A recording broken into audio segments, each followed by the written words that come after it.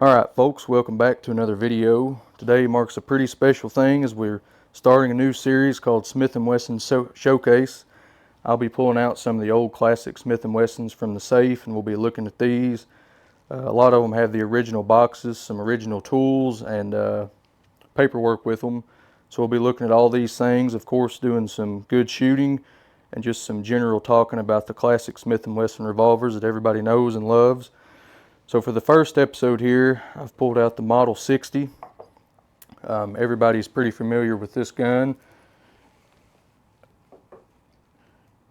Brief introduction is Smith & Wesson 60 traces its roots back to the Chief Special, of course. Everybody knows the story in 1950 when Smith & Wesson called an assembly of chiefs of police in the area and they came up with a new frame size, a new small style of Smith & Wesson revolver.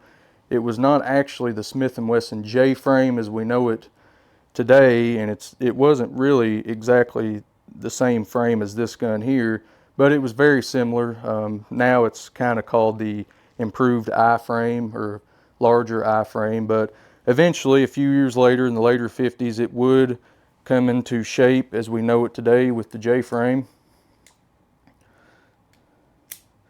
So in 1965, Smith & Wesson had an idea of an all stainless steel revolver, and it was actually the very first mass-produced stainless steel revolver in the lineup anywhere in the world. So Smith & Wesson can check that box, and that's kind of a cool thing that they have, is that the first all stainless steel mass-produced revolver was produced by them, and it was this guy right here. Looked pretty similar. In the mid to late 60s it would have had the diamond grips, the magnas with the diamonds in them. Other than that it will look pretty similar. The first initial batch was in the serial number run with the Chief Special. In 1969 they designated a brand new serial number that started with an R, began at R1. So I'm not exactly sure if the Model 60s today that you can still get from Smith & Wesson are in the R series. Actually, I know they're not because they use the three-letter nomenclature now. So I guess that stopped around the late 80s when everything went to the three letters. But from the late 60s, 1969 up until the late 80s, they had the R serial number. So they were a special group. Began at R1. Can't remember where they ended, but pretty cool to have this guy out here.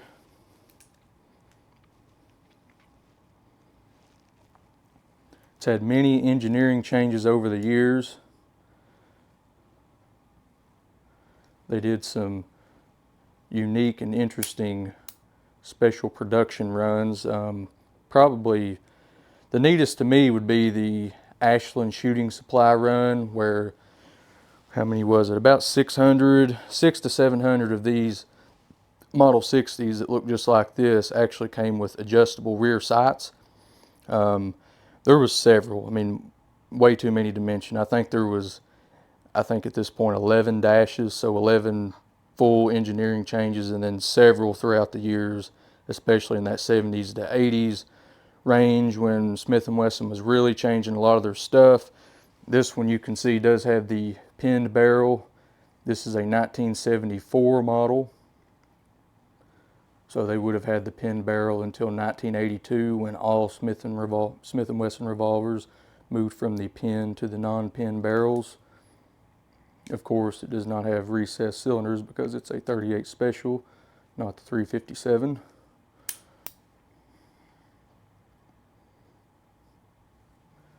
But it is a fabulous little revolver. 2-inch barrel, about 1 7/8 inches, I think, 1.875.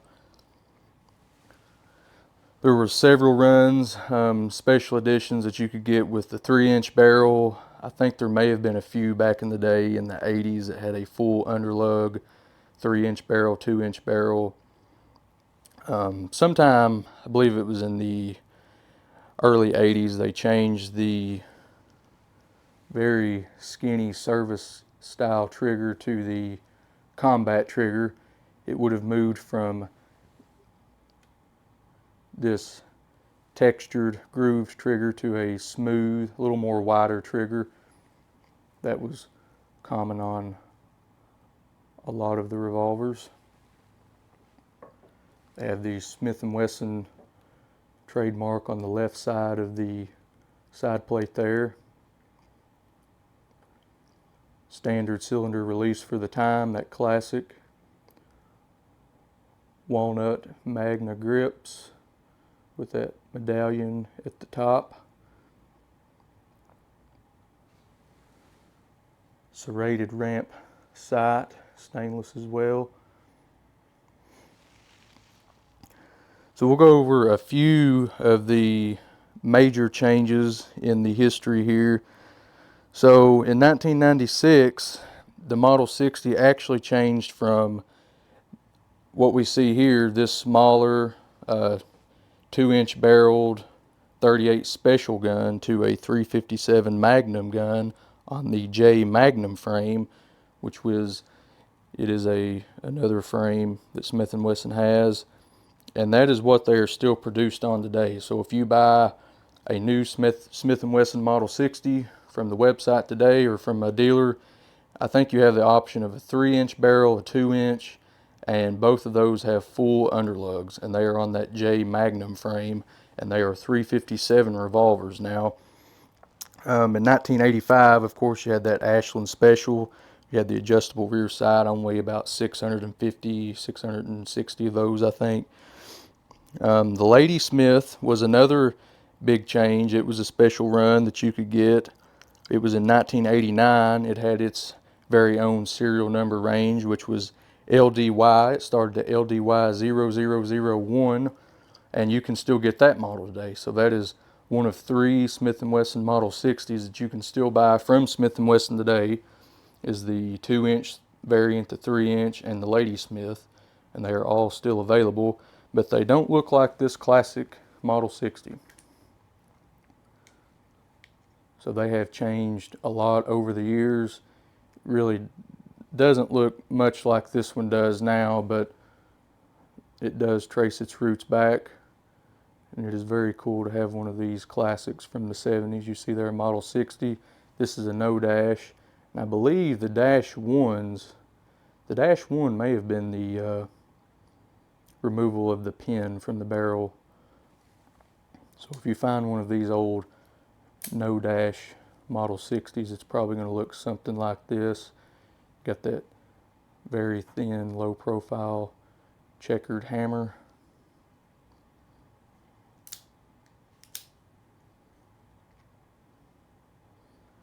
These have been a backup revolver for all kinds of police departments. It was very heavily used. Shoulder holsters, ankle holsters, probably even a pocket gun if you have a big enough pocket. Very sleek, small. It's light. I think it's about 19 ounces or so.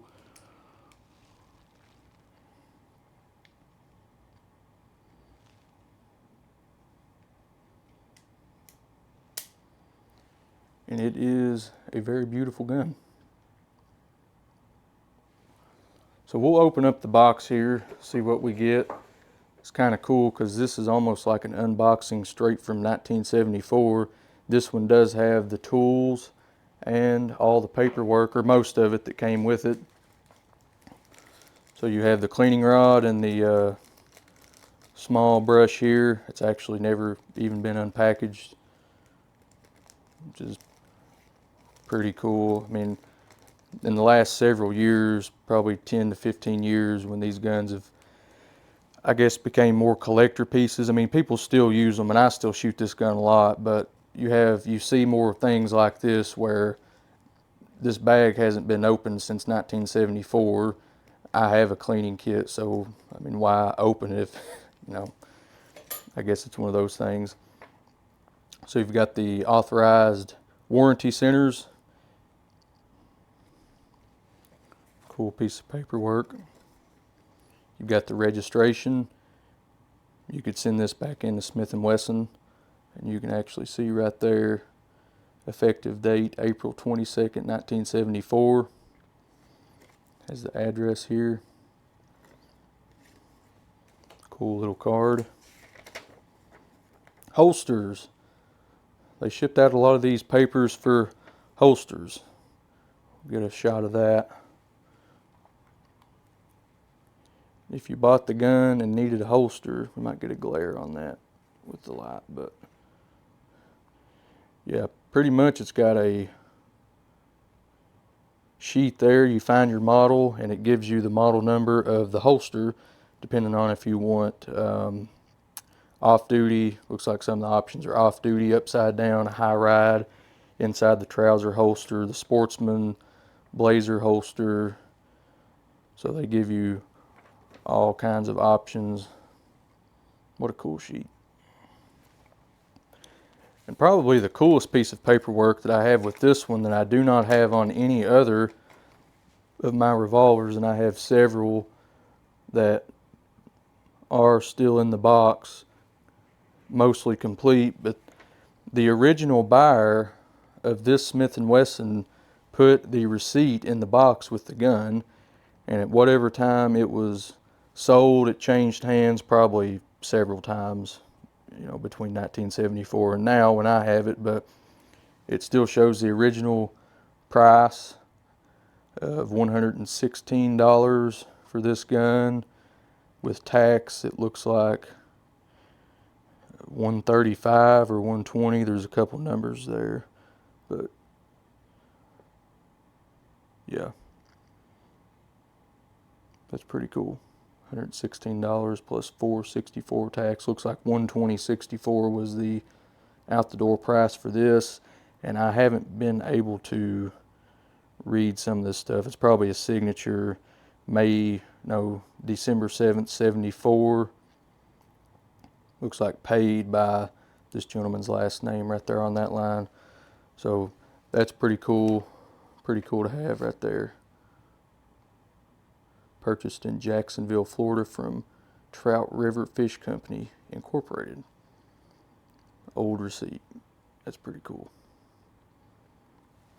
This one was featured on the Smith & Wesson J-frame history video. Filmed that several months ago now. It was one of, I think, 4 that I had out looking at some of the J-frame history, the timeline, and the changes. So you may have saw that receipt back then because I did feature it in the video. But it's very cool to have this little gun. Common to have a speed loader, 5 rounds of course, 38 special. These are empties, but they might not slide in because they don't have a bullet, but yeah, it's going to get stuck. Yeah, so you can tell they're all spent cartridges. Yeah, load her up, kick them out, put another speed loader round in, got 5 more shots. There were several police departments that had special runs with these. New York, they actually had a special serial number designation as well, I think. Maybe not a special serial number, but all the guns were stamped NY-1, NY- several numbers. I think different departments had different runs of those that they ordered, especially from Smith & Wesson. That's how they catalog those at their department, is that stamp on the frame, somewhere on the side plate probably. So it's pretty cool if you get a chance to get one of those. It might be back here on the back strap, I'm not sure. I haven't seen one of the New York models, but those were probably the most well-known models. They ordered a lot of stainless Smith & Wessons throughout the years. The stainless Model 10, some of the 357 revolvers, they would have stamped NY on their frames as well. So if you see one with that, that's probably what that is a police department special. And I'm sure these were used all over the country. Very infamous, famous gun as a backup gun or just a general carry gun probably. So that's a look at the Model 60. We're going to take some shots with it. We're going to see. We got one plate set up, a new plate We're going to be out on a new range today, so pretty cool. New video, new location, and it all started with the Model 60. This will be episode 1. Tune in next week. I hope to have these out at least one time a week, along with any other of the regular videos we're going to do. But I've got several of these in the safe right now, and we can pull them all out. A lot of them have the original boxes and papers, like I mentioned. It's pretty cool to open these up and see what these came with in the 70s. We got a few 50s guns. There's a big change there. We've got a pre-27 I'm going to be looking at, several K-frames. We've got some N-frames, and then we've got another Chief Special, actually 3 more styles of Chief Specials, an airweight, and we've got the Baby Chief. Those were all featured on that Smith & Wesson History of the J-frame video, so we'll be pulling those out individually to look at. We've got a couple duplicates. I've got a 686 and 6-inch and 4-inch, so we'll be looking at those, the 586, the L-frames. So this will be a really good series. I thought it would be appropriate to start with this one because I do love this gun a lot. I won this on an auction, and when it came in, looking the way it does, I was just so pleased because it really is a beautiful gun, and it's exactly what they intended. It's low maintenance, very corrosion resistant. You can see some rust and some corrosion on these if they've not been taken care of. It's still obviously a good idea to clean these up and oil them when you set them back, but they are a lot easier to maintain, and that was the original idea in the 60s. So it's cool we got a good look at this one. Thank you for watching, and like I said, stay tuned. Every week we'll be pulling a new Smith & Wesson out of the safe to look at. It'll be really cool. Alright, we're out here on a brand new range today. We're going to take some shots with the Model 60 now. We got a brand new plate set up. I'm going to put some rounds in her.